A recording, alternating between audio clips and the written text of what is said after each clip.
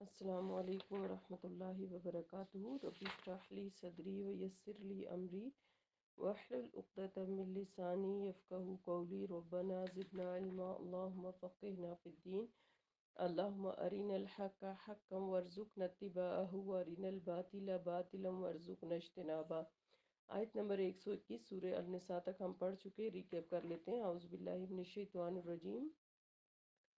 بسم اللہ الرحمن الرحیم۔ آیت نمبر 116،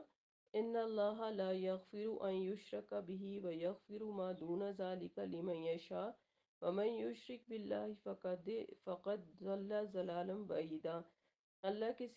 ساتھ اگر کسی کو شریک بنایا جائے تو یہ گناہ وہ کبھی معاف نہیں کرے گا، اور اس کے علاوہ جو دوسرے گناہ ہیں انہیں وہ جسے چاہے گا معاف کر دے گا،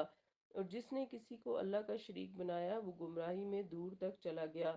یہ مشرکین اللہ کو چھوڑ کر دیویوں کو پکارتے ہیں، حقیقت میں وہ سرکش شیطان ہی کو پکار رہے ہوتے ہیں، جس پر اللہ نے لعنت کی، اور جس نے اللہ سے کہا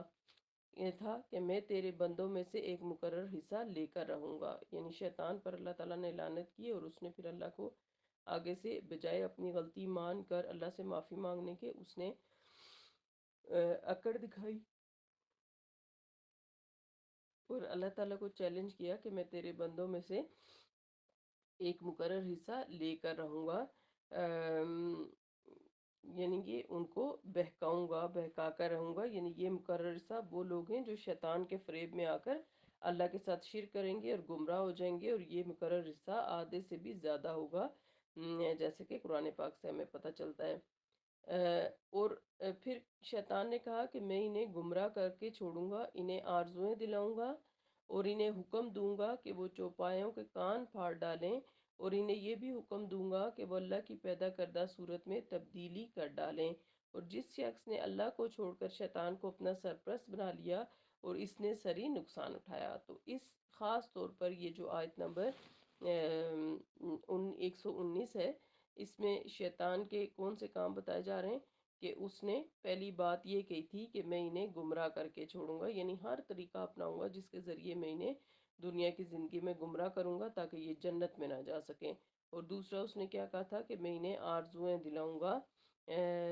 یعنی ایسی جھوٹی آرزویں جن کا شریعت میں کوئی ثبوت نہیں ہوگا، جیسے یہود کا یہ عقیدہ کہ انہیں دوزخ کی آگ ہرگز نہیں چھوئے گی ماں سوائے چند دن جس میں انہوں نے بچڑے کی پوجا کی تھی، اور ان کا یہ خیال تھا کہ ہم اللہ کے بڑے چہیتے اور لاڈلے ہیں، اس لیے ہم جو ہے وہ جہنم میں نہیں جائیں گے۔ اور پھر اسی طرح نصارہ نے بھی عقیدہ کفارہ مسیح کا عقیدہ گڑھ رکھا تھا کہ مسیح علیہ السلام نے جو ہے وہ جو سولی چڑھے ہیں اس کے عوض پوری عیسائیت، پوری عیسائی برادری کے گناہ جو ہیں وہ معاف ہو گئے ہیں، اس لیے سارے عیسائی جو ہیں وہ اب بے گناہ ہیں۔ تو اور تیسرا مسلمانوں نے کیا عقیدہ گھڑ رکھا ہے کہ سید حضرات کہتے ہیں کہ ہماری خیر سے نسل ہی پاک ہے، نیز پیروں کی سفارش کا عقیدہ بھی اسی ضمن میں آتا ہے کہ یہ شیطان کیا احساس دلاتا ہے کہ ان پیر کے ساتھ لگے لگے تم جنت میں چلے جاؤ گے۔ پھر اسی طرح دنیاوی معاملات میں بدعات اور عیش و عشرت اور سبز باغ دکھا کر شیطان جو ہے اس نے انسان کو گمراہ کر رکھا ہے۔ اور پھر اس میں اگلی چیز ہم نے کیا پڑھی تھی کہ اس نے کہا کہ میں ان کو آرزویں دلاؤں گا اور انہیں حکم دوں گا کہ وہ چوپایوں کے کان چیر ڈالیں گے، یعنی جیسے کہ اہل عرب کا عقیدہ تھا کہ جب اونٹنی 10 بچے پیدا کر لیتی ہے یا جس اونٹ کے نطفے سے 10 بچے پیدا ہو جائیں اسے دیوتا کے نام پر چھوڑ دیتے۔ سب سے اہم بات جو اس میں اس آیت میں ہے وہ کیا ہے کہ فَلَا يُغَيِّرُنَّ خلق اللہ، کہ وہ میں انہیں حکم دوں گا اور وہ اللہ کی پیدا کردہ صورت میں تبدیلی کر ڈالیں گے۔ تو یہ سب سے خطرناک بات ہے کہ یعنی مرد اور عورتیں اپنی شکلیں تبدیل کر کے سمجھ نہیں آتی آج کل کہ کون مرد اور کون عورت ہے۔ نہ صرف عورتیں بلکہ مردوں نے بھی اپنے آئی بروز پلگ کیے ہوئے ہیں، پورے چہرے اور سینے پلگ کر کے، اور عورت اور مرد کی شکل سے پتہ نہیں چلتا کہ کون عورت ہے اور کون مرد ہے۔ تو یہ سب جو ہے وہ شیطان کے سکھائے ہوئے ہتھ کنڈے ہیں جو کہ اس نے انسانوں کو سکھا رکھے ہیں۔ اور پھر اس میں جیسے کہ کل کی تفسیر میں بھی ہم نے ذکر کیا تھا کہ خواتین جو ہیں وہ آئی برو پلگ کر کے اپنے چہرے کا حلیہ بگاڑیں، یا وہ کاسمیٹک سرجری کی بھی اس کے اندر آتی ہے، جس کے ذریعے سے وہ اپنی مرضی سے کہ اپنے چہرے کے جو خد و خال ہیں ان کو بنوائے، اپنی آئی بروز کو اپنی مرضی سے چوڑا یا باریک کرے، یا اپنی ناک کی شیپ کو اپنی مرضی کا کرے، اپنی گالوں کی شیپ کو اور اپنے ہونٹوں کی شیپ کو۔ تو یہ ساری چیزیں خلق اللہ میں تبدیلی میں آتی ہیں، یعنی انسان ناؤز باللہ اس حد تک اتر آیا ہے کہ شیطان نے اس کو یہ سجایا ہے کہ تم جس طرح چاہو اپنی مرضی کی شکل اپنا سکتے ہو۔ اور پھر اس میں ہم نے یہ بھی پڑھا کہ مردوں اور عورتوں کو بانجھ کرنا اور برتھ کنٹرول اور منصوبہ بندی اور اسقاط حمل سے انسانی نسل کو روکنا، جس سے، اور آج کی عورت یہ کہتی ہے کہ اسے بچے پیدا کرنے کی ضرورت نہیں ہے کیونکہ اس سے اس کی فگر اور جسم جو ہے وہ ڈی شیپ ہو رہا ہے۔ اور پھر مردوں کے ذہن میں یہ بات ڈالی گئی کہ وہ اکیلے کیوں کمائیں اور کیوں ذمہ داری اٹھائیں، بلکہ عورتوں کو بھی ان کا پورا پورا ساتھ دینا چاہیے، اور عورتیں بھی گھر سے باہر نکل کر کمائی کریں۔ تو یہ ساری جو چیزیں ہیں یہ شیطان نے انسان کو سجائی ہیں کہ وہ ہمیشہ اسی دنیا کے ساتھ لگا رہے، اور دنیا کے پیچھے لگے لگے وہ موت تک پہنچ جاتا ہے۔ اور پھر اس نے انسان کو بہکانے کا چیلنج کر رکھا ہے اللہ تعالیٰ سے۔ تو شیطان ان سے وعدے کرتا ہے اور انہیں امیدیں دلاتا ہے، اور جو وعدے بھی شیطان انہیں دیتا ہے، اللہ فرماتے ہیں وہ فریب کے سوا کچھ بھی نہیں ہوتے۔ ایسے لوگوں کا ٹھکانہ جہنم ہے جس سے نجات کی کوئی صورت وہ نہیں پائیں گے۔ آج کی آیت نمبر 122، والذین آمنوا وعملوا الصالحات سندخلهم جنات تجری من تحتها الانہار خالدین فیہا ابدا وعد اللہ حقا ومن اصدق من اللہ قیلا۔ اب جو لوگ شیطان کی پیروی کریں گے وہ جہنم میں جائیں گے۔ اس کی بنسبت اللہ تعالیٰ ان آیات میں کیا بتا رہے ہیں کہ اہل ایمان اور جنت کا ذکر اللہ تعالیٰ کی سنت کے مطابق لایا گیا ہے کہ جہاں ترغیب کا ذکر ہو رہا ہو تو ساتھ ہی ترغیب کا، اور جہاں ترغیب کا ذکر ہو رہا ہو تو ساتھ ہی ترہیب کا ذکر عموماً قرآن پاک میں آتا ہے، یعنی جہاں پر برے کام کرنے پہ روکا جا رہا ہے اور ان کا انجام بتایا جا رہا ہے، وہاں اچھے کام کرنے کی ترغیب دلائی جا رہی ہے اور اچھے کاموں کا انجام بھی بتایا جا رہا ہے۔ تو پچھلی آیات میں شیطان کے پیروکاروں کا ذکر تھا، اور یہ بتایا گیا تھا کہ شیطان کے وعدے اور امیدیں دلانا سب کچھ مکر و فریب ہوتا ہے۔ اس کے مطابق اس کے مقابلے میں یہ بتایا گیا ہے کہ ایمان والوں سے اللہ تعالیٰ نے جس جنت کا وعدہ کر رکھا ہے وہ بالکل سچا ہے، اور اللہ سے بڑھ کر سچا ہو بھی کون سکتا ہے۔ لوگوں کے اعمال کے اچھے اور برے نتائج اور جنت میں اور دوزخ کے حالات وہ سب ان کی نظروں کے سامنے ہیں۔ زمان اور مکان کی رکاوٹیں تو ہمارے لیے ہیں نا، اور جنت اور دوزخ ہمارے لیے تو غیب ہے، لیکن اللہ تعالیٰ کے لیے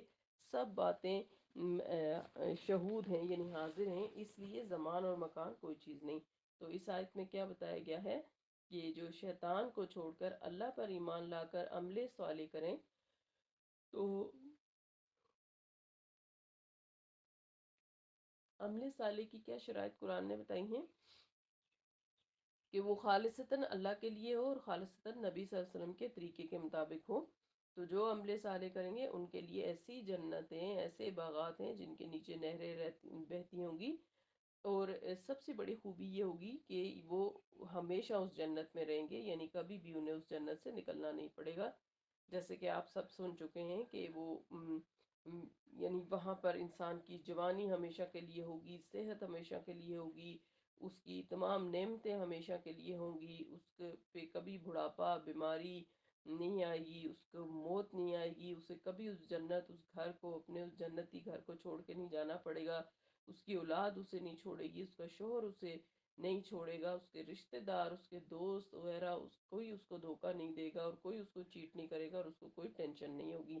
وعد اللہ حقا، یہ اللہ تعالیٰ کا سچا وعدہ ہے، اور اللہ تعالیٰ سے کول میں بڑھ کر کون سچا ہو سکتا ہے۔ آیت نمبر 123،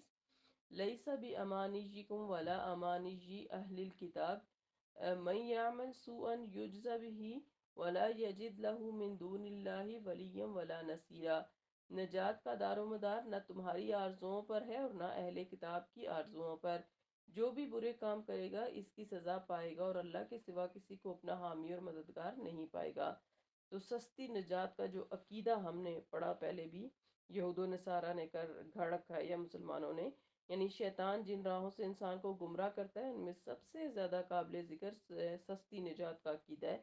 اس میدان میں مسلمان یہود و نصارہ سے بھی دو ہاتھ آگے ہی ہوں گے، جنہوں نے پیروں کی سفارش کے علاوہ اس دنیا میں بھی بہشتی دروازے بنا رکھے ہیں کہ جو شخص اس دروازے سے اس پیر کے عرس کے دن گزر گیا وہ بہشتی ہو گیا، یعنی سیدھا جنت میں جائے گا۔ تو اس آیت میں اللہ تعالیٰ نے ایسی خرافات کی تردید کرتے ہوئے نجات کی صحیح راہ بیان فرمائی، اور وہ راہ اللہ کا قانون جزا اور سزا ہے۔ یہ قانون قرآن کریم میں متعدد مقامات پر مذکور ہوا ہے۔ اس قانون کی قابل ذکر دفعات یہ ہیں، یعنی قانون سزا اور جزا کی دفعات: ہر انسان کو صرف وہی کچھ ملے گا جو اس نے خود کمایا ہو، برے عمل کا بدلہ برا ہوگا اور اچھے عمل کا بدلہ اچھا۔ دوسرے، سزا جزا کے لحاظ سے مرد اور عورت میں کوئی فرق نہیں ہے، یعنی جو اچھا کرے گا چاہے وہ مرد ہے یا عورت ہے اس کو بہترین اجر ملے گا، اور جو برا کرے گا چاہے وہ مرد اور عورت ہے اس کو سزا ملے گی۔ تیسرے، اگر کسی نے چھوٹی سے چھوٹی نیکی بھی کی ہوگی تو وہ بھی اسے ضرور بدلہ ملے گا، اور اللہ کسی کی چھوٹی سے چھوٹی نیکی کو بھی نظر انداز نہیں فرمائے گا، کسی کی ذرہ برابر بھی حق تلفی نہیں ہوگی۔ چوتھے، قیامت کے دن کوئی بھی شخص، خواہ وہ اس کا پیر ہو یا کوئی قریبی رشتہ دار ہو، دوسرے کے گناہ کے بوجھ نہیں اٹھائے گا۔ پانچویں، یہ ناممکن ہے کہ زید کے گناہ کا بھار بکر کے سر میں ڈال دیا جائے، یعنی ہر ایک کو اپنے گناہوں کو خود ہی بھگتنا ہوگا۔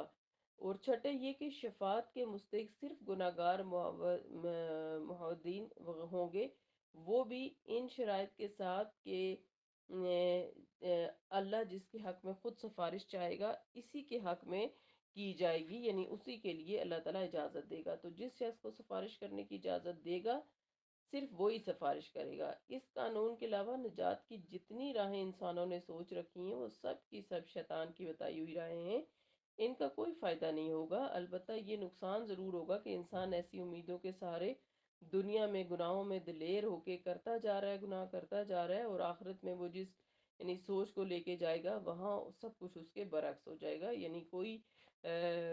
اس کا پیر اور اس کا ولی اس کی سفارش نہیں کر سکے گا، اور نہ اسے جہنم سے، اللہ کے عذاب سے بچا سکے گا۔ تو پھر ہمارے سیکھنے کی کیا بات ہے اس آیت کے اندر، کہ ہمیں بہت زیادہ محتاط رہ کر اللہ تعالیٰ کی عبادت کرنی چاہیے، اپنی آخرت کو سامنے رکھتے ہوئے ہر عمل کرنا چاہیے۔ آیت نمبر 124: وَمَن يَعْمَلْ مِنَ الصَّالِحَاتِ مِن ذَكَرٍ أَوْ أُنثَىٰ وَهُوَ مُؤْمِنٌ فَأُولَٰئِكَ يَدْخُلُونَ الْجَنَّةَ وَلَا يُظْلَمُونَ نَقِيرًا۔ اور جو کوئی اچھے کام کرے گا خواہ وہ مرد ہو یا عورت، بشرطے کہ وہ ایمان لانے والا ہو، تو ایسے ہی لوگ جنت میں داخل ہوں گے۔ تو اس آیت میں جو بات ہم نے ابھی کی کہ مرد ہو یا عورت جو بھی اچھے عمل کرے گا، لیکن اس میں شرط کیا ہے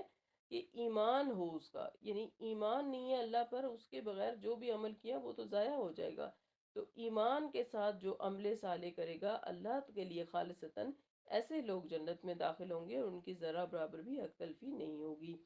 آیت نمبر 125 میں اللہ نے فرمایا: وَمَنْ أَحْسَنُ دِينًا مِّمَّنْ أَسْلَمَ وَجْهَهُ لِلَّهِ وَهُوَ مُحْسِنٌ وَاتَّبَعَ مِلَّةَ إِبْرَاهِيمَ حَنِيفًا وَاتَّخَذَ اللَّهُ إِبْرَاهِيمَ خَلِيلًا۔ اور اس شخص سے کس کا دین بہتر ہو سکتا ہے جس نے اللہ کے سامنے اپنا سر تسلیم خم کر دیا ہو، وہ نیکوکار بھی ہو اور یکسو ہو جانے والا ابراہیم علیہ السلام کے طریقے کی پیروی کر رہا ہو، اس ابراہیم علیہ السلام کی جس سے اللہ نے اپنا مخلص دوست پایا ہے۔ تو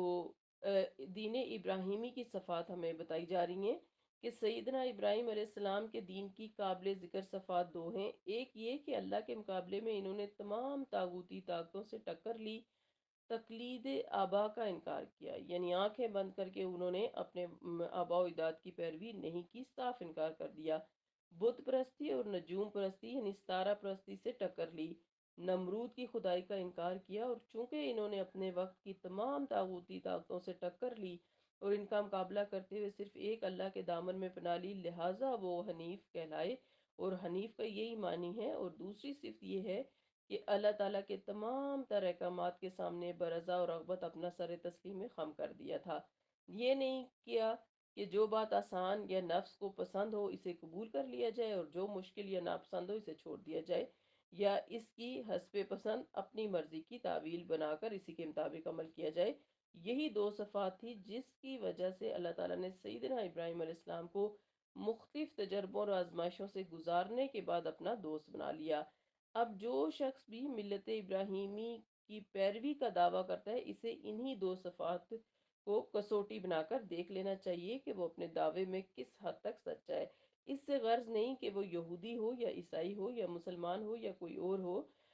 سیدنا ابراہیم علیہ السلام کا دین ہی وہ دین ہے جسے اللہ تعالیٰ نے سب دینوں سے بہتر قرار دیا ہے، اور اسی دین کا نام اسلام ہے جو سب انبیاء کا شیوا رہا ہے۔ اور اس دین کے اہم جز یہ ہیں: نمبر ایک، اللہ کے احکام کے سامنے سر تسلیم خم کر دینا، اور دوسرا، اچھے اعمال بجا لینا۔ ان دو اجزاء کا مفہوم اس قدر وسیع ہے جس میں پوری کی پوری شریعت سما سکتی ہے۔ آیت نمبر ایک ایک سو 26 کہ وَلِلَّهِ مَا فِي السَّمَاوَاتِ وَمَا فِي الْأَرْضِ وَكَانَ اللَّهُ بِكُلِّ شَيْءٍ مُحِيطًا۔ جو کچھ آسمانوں اور زمین میں ہے سب اللہ ہی کا ہے، اور اللہ ہر چیز کا احاطہ کیے ہوئے ہے۔ یعنی جزا اور سزا کا قانون بیان کرنے کے بعد یہ فرمانا کہ کائنات کی ایک ایک چیز اللہ ہی کی ملک ہے، اس لحاظ سے ہے کہ وہ اپنے اس قانون کو نافذ کرنے کی پوری پوری قدرت رکھتا ہے، اور تم اس کی گرفت سے کسی صورت نہیں بچ سکتے۔ تو سیکھنے کی بات یہ ہے کہ ابراہیم علیہ السلام، جنہیں اللہ تعالیٰ نے خلیل اللہ کہا ہے، ان کے دین کو پیروی کرنی ہوگی، کیونکہ اسی دین پر تمام انبیاء آئے، اور اسی دین پر ہمارے نبی صلی اللہ علیہ وسلم بھی تشریف لائے۔ اور توحید یعنی خالصتاً توحید، اور توحید کے بعد عمل صالح ہم سب کو کرنا چاہیے۔ اور یاد رکھیں کہ مسلمان یا مومن وہ ہوتا ہے جو آخرت اورینٹڈ ہوتا ہے، یعنی وہ کوئی بھی اپنا دنیاوی معاملے میں، کوئی بھی دنیا کی زندگی میں کام کرتا ہے تو وہ پہلے اس چیز کو ذہن میں رکھتا ہے کہ اس کا انجام آخرت میں کیا ہونے والا ہے۔ تو اس لیے ہم سب کو دین حنیف یعنی دین ابراہیمی، دین محمدی صلی اللہ علیہ وسلم پر چلنے کی کوشش کرنی چاہیے، تاکہ ہماری دنیا کے ساتھ ساتھ آخرت بھی سنور سکے۔ اللہ تعالی ہم سب کو قرآن پاک پر بہترین عمل کرنے کی توفیق دے، اور اس کے مطابق زندگی گزارنے کی توفیق عطا فرمائے۔ آمین۔ سبحانک اللہم و بحمدک، نشہد ان لا الہ الا انت، نستغفرک و نتوب الیک۔ السلام علیکم ورحمۃ اللہ وبرکاتہ۔